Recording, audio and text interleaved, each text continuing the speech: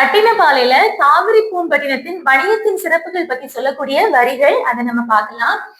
நீரின் வந்த நிமிர்பறை புரவியும் காலின் வந்த கருங்கரி மூடையும் வடமலை பிறந்த மணியும் பொன்னும் குடமலை பிறந்த ஆரமும் அகிலும் தென்கடல் முத்தும் குணக்கடல் துயிரும் கங்கை வாரதியும் காவிரி பயனும் ஈழத்து உணவும் காழகத்து ஆக்கமும் அரியவும் பெரியவும் நெறிய ஈண்டி பழந்தலை மயங்கிய நனந்தலை மருகு.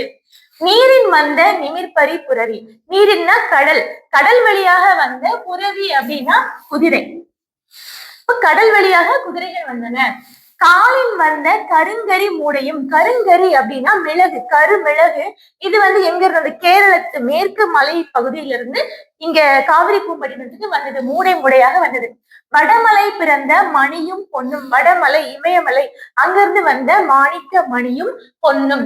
குடமலை பிறந்த ஆரமும் அகிலும், குடமலை குடகுமலை, அங்கிருந்து நமக்கு என்ன வந்திருக்கு அப்படின்னா ஆரமும், சந்தன மரம் இருக்குல்ல, அந்த சந்தன மாலை, அதான் சந்தனம். அதுக்கப்புறம் அகில், அகில் அந்த மரத்துல, அகில் மரத்துல உள்ளது. அப்போ குடமலை பிறந்த ஆரமும் அகிலும், சந்தனமும் அகிலும்.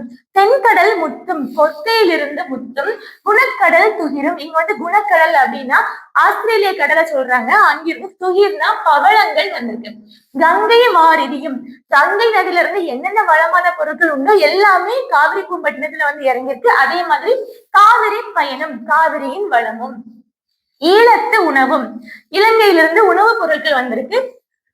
காழகத்து ஆக்கமும், காழகத்து ஆக்கம்னா சீனாவில இருந்து நமக்கு கற்பூரம், குங்குமம், இது மாதிரி பொருட்கள் வந்திருக்கு. அரியவும் பெரியவும், அரிய பல பொருட்களும் பெரிய பல பொருட்களும் நெறிய ஈண்டி நெறிந்து காவிரி பூம்பட்டினத்துல குவிக்கப்பட்டிருக்கு. அப்ப இந்த பூமி தாய் வளம் தலை மயங்கிய நலன்களை மருகு. பூமி தாய் இவ்வளவு வளமா இங்க எல்லாம் குவிச்சு வச்சிருக்காங்கல்ல, இதை பார்த்து அவங்க பூமி தாயின் முதுகு அப்படியே வளைந்து அப்படியே திரும்பினாங்களாம். அதனால மயங்கிய நலந்தலை மருகு அப்படின்னு சொல்லி முடிச்சிருக்காங்க.